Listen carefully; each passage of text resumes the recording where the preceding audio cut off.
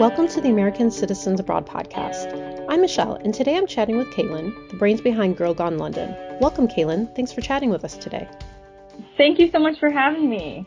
Let's start with a little background. Could you tell us a bit about where you're from and your experience abroad? I was born and raised in Orlando, Florida, and I decided to go to the University of Pittsburgh for my undergraduate degree. And while at Pitt, I got involved in the study abroad program. They really pushed study abroad at Pitt. So I went to London as a student, and then I just fell in love with the city. I ended up coming back. I did my master's here, and then I met my now husband, who is British, fell in love, got married, and I've now lived in London for 10 years. What surprised you most when you first moved to London? I think the most surprising thing and why I fell in love with the city in the first place was how safe I felt exploring on my own. I mean, I was a 19-year-old girl in a foreign country, in a foreign city. I felt like even more so than in my hometown, even more so than in Pittsburgh, I just felt really safe and confident exploring the city on my own. London has a really good public transportation system that also, again, feels just really safe and secure. Obviously, it's a big city, so you have to be careful anywhere. Compared to the American cities I had been to, there was just this feeling of comfort in exploring on my own. And so that, I think, is what surprised me the most, because I was really nervous about maybe just sticking with groups or sticking with people. But especially in central London, even as a 19-year-old, I knew that I could find my way around. People would give me directions if needed. I couldn't end up in a neighborhood that I didn't want to be in, and that was really surprising, and also I think why I fell in love with London in the first place. How has living abroad changed you? Two things. Firstly, more confident, which I think a lot of expats feel. I was talking to someone the other day, and they were saying, you go up to everybody. I participate in a hobby once a week and at this group activity, and they said, you just go up to people and you say hi to them, and you have all these friends, even though you've only been doing it for a couple of months. And she was like, I could never do that. And I thought to myself, I was like, to be honest, I was never like that before. I did not have that confidence before moving abroad. But I realized, especially in a foreign country, you have to find that confidence in yourself to navigate everything from visas to paperwork to practical stuff, but also social situations. You have to really develop a thick skin and a confidence. So it's definitely made me more confident. And the other thing that I would say is it's made me a lot more resilient. Living abroad, I think there are so many times, even 10 years later, when things don't go the way I expect, or I've read a situation wrong, or I'm just in a new situation, whether it's buying a house, or I'm self-employed now with Girl Gone London, so dealing with business stuff. There's always stuff that you don't anticipate. You don't know what's going on, and being able to kind of roll with the punches and be resilient and keep going, I think is the other nice positive way that living abroad has changed me. What do you miss most about the U.S. when you're in the UK, and anything you don't miss? The two things I miss, number one is open space. The UK is a lot smaller than the US. I think it fits into the state of California. It's less than the state of California on its own. Life is a bit more on top of each other here, and the houses are a lot smaller. And so that kind of feeling of just the amount of land we have in America, how you could just drive for hours on these straight roads and just see a blue sky. I do miss that about the US. And the other thing I miss is the American sense of friendliness and openness. It's a bit different than here in the UK. In the US, just as a culture, I think we're more okay with opening up to people that we've just met or speeding that friendship process along quite quickly. Whereas here in the UK, it's a bit more measured and it takes a bit more time to get to know people. So I do miss that American sense of warmth and friendliness. It's not that I found the British people that I know to be unfriendly. It's just that it takes a little bit longer. So sometimes, I miss that American sense of friendliness. I don't miss the amount, especially as someone coming from Florida, the amount of natural disasters and natural intense weather that we have all across the U.S., whether it's earthquakes or hurricanes or sinkholes or tornadoes.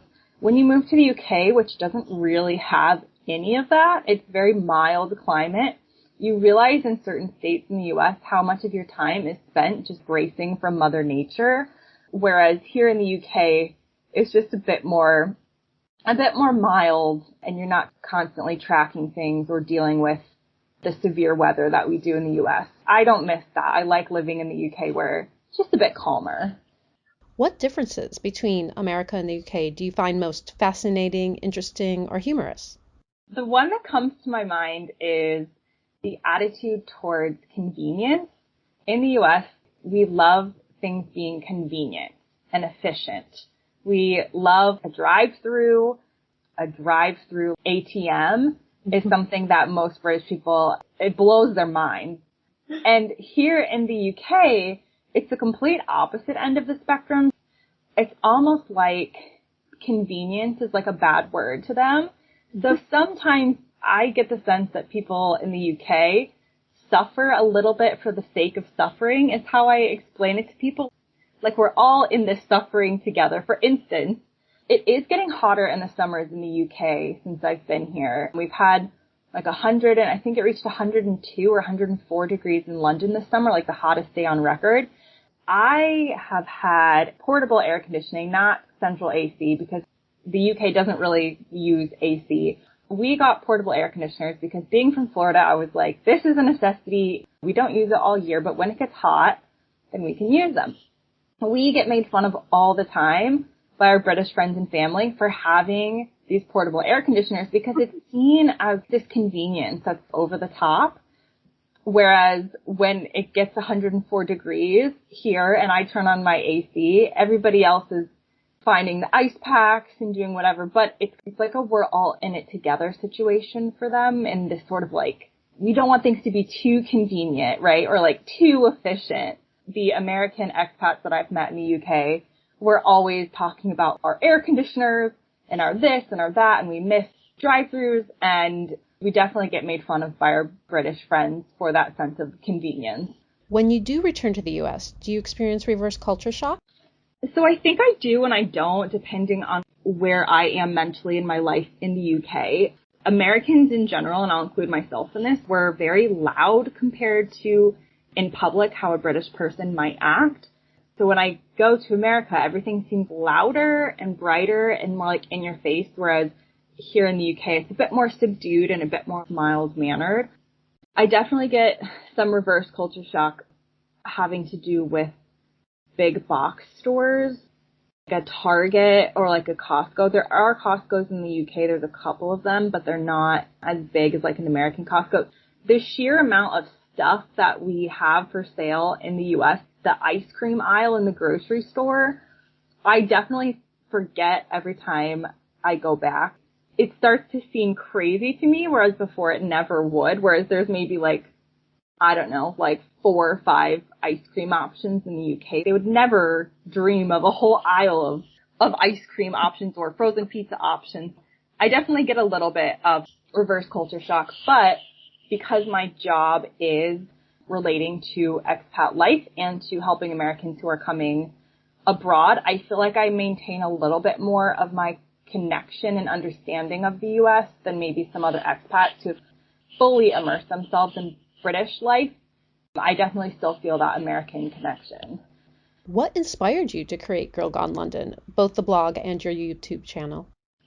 The blog started in 2014 when I was a student doing my master's degree in the UK. And the very practical reason it started was because as a student in the UK, you can only work part-time hours. So I had time on my hands between studies and working. I didn't fill my whole week. I needed something else to do. So I started it as a fun hobby. But the reason emotionally for me that I started it was when I was doing my initial move to the UK, there was not the amount of information available on really anything. Back then, I was figuring it out from government websites and guessing at things, but I didn't have someone guiding me in the process. I just felt like I had a bunch of useless knowledge to me that I could then pass on that would be really useful to somebody else. And so that was the start of it. And I never intended to turn it into a business. It was really just an outlet for me and a hobby. And then over the years, it became my job and my business, which is amazing. But it really was just me having a bunch of knowledge about silly things like, is there a Target in the UK that I thought Americans might want to know. There's a lot of content on the web, but creating quality content can be tough. How do you decide what topics to cover? What goes into your preparation for your YouTube videos? The topics for the website, which is a little bit different than the YouTube channel. So the website is definitely based on what American expats might want to know before moving to the UK, as well as more general travel advice on things to do in the UK. And I get a lot of my ideas from a Facebook group I run, which has a bunch of Americans and Canadians and Australians, but mostly Americans, who are visiting to or moving to the UK. And I basically source ideas from them and ask them what they want to know about. The top free things to do in London is an obvious thing. Who doesn't want to know free things to do in a city they're visiting? But equally things like, how do I use my American phone in the UK? If I'm moving over, do I keep my this number? Things like that. People ask a lot, and so I turn those into articles. For the Girl Gone London YouTube channel, it's a little bit different because I'm using it a bit more as an entertainment platform. Instead of necessarily doing those instructional guides, I do a lot more of UK versus US content. Maybe I'll have a video that's 7 differences between the UK and the US that most people don't talk about, because I've lived here for so long that there's so many things that people don't usually mention. Everybody knows they drive on the other side of the road. Most people do know that the UK is smaller than the US, but also just a bit more crowded on top of each other, things like that.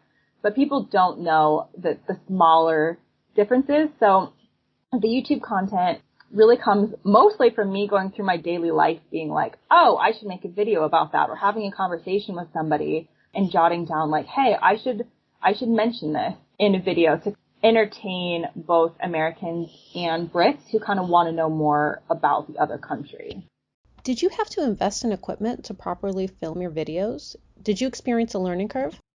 I definitely experienced a learning curve. I'm very lucky because my husband is very well versed in videography and camera equipment. So I'm lucky in that it's a bit of a partnership in that sense.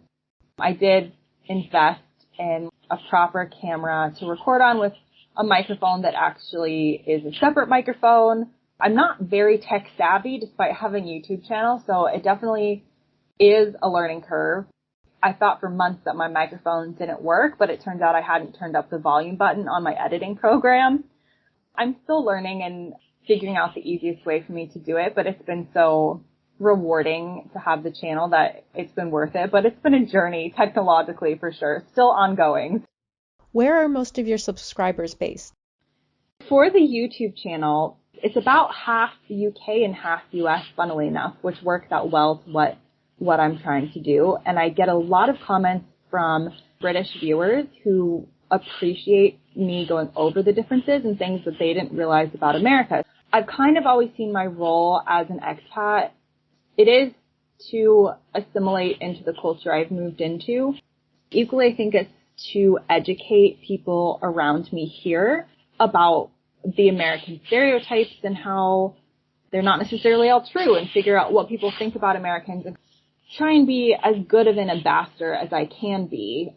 It's cool that I have a half and half split because it's both people from both countries and both cultures coming together, and they'll have conversations in the comments. British people will say, hey, I'm going to Chicago on holiday in a couple of weeks, and you'll have people commenting saying you should go here, like make sure you know this. So it's a really nice atmosphere and a really nice split between countries. You mentioned it earlier, and it sounds like you are engaged in the community of expats in London. Who are those expats composed of? Sure. So my community of expats in London has been mostly study abroad students, especially when I was one, and young professionals in the city. In London, we are definitely all over. It's a very popular place for Americans to move to. So there are a lot of expat communities. I've created my own meetups through Girl Gone London. So that's how I've met a lot of people who are either studying abroad here or, like I said, are kind of in their 20s, 30s, 40s, move their family over for their career or something like that. I do have a lot of American friends here that I've met in that community, and I think especially when it gets harder, whether that's maybe in a certain time of the year, like the winters here tend to be very difficult for me because of the weather, or just where you are in your expat journey. Not all of my answers that I'm giving you today would have been my answers 5 years ago. My thoughts and experiences here change, but having that American community here has been, especially on Thanksgiving, has been huge for me in feeling like I'm not alone and people can relate to the cultural differences. I explained it to someone the other day. Imagine you go through life and nobody understands the things that you reference. People don't necessarily catch on to because we don't realize how much we reference from our childhoods or from our home culture until you're in another culture and they say, who's that? Or what's that? Or somebody else makes a reference and you say, I have no idea who this famous British celebrity is that everybody seems to know. That American community of people that you can just talk to without translating your cultural references and what you're talking about has been really, really nice. What challenges have you experienced as an American abroad? There's been a lot of practical challenges. Just the bureaucracy of visas and paperwork has been really stressful, as it would be if you're applying for this stuff in any country. It's just a lot of paperwork and a lot to keep track of, a lot of financial requirements to be on top of, things like figuring out taxes between countries still is something that I haven't completely wrapped my mind around, especially if you have a business but you're an American citizen, but you live in another country. I think a lot of the challenges are really the practical things. I am a dual citizen now, actually, but even if you're an American in the UK on a visa, there's just a lot of paperwork and a lot of things that you have to be really in the know about because you don't want to mess things up for either country's paperwork that they require. Do you find that organizations who represent Americans living abroad are helpful in resolving any issues or problems you've had? Yes, I definitely use a lot of different organizations. So the ACA in particular, I've gone to for voting advice because you don't realize when you move to a different country all the different things. How do I remain registered in my home state or the state I used to live in? Where should I register? How do I vote from abroad, especially in recent elections and upcoming elections? Like, I want to make sure that I'm still being a good American citizen because I will never give up my citizenship. I will always be an American citizen. Using the ACA and other organizations to really run you through those practical elements has been really helpful because it's very straightforward answers. Go here, do this, this is what you need. And especially in a world where I'm in a lot of Facebook groups, which is fantastic for emotional support, but not always so fantastic for practical support because everybody has a different answer.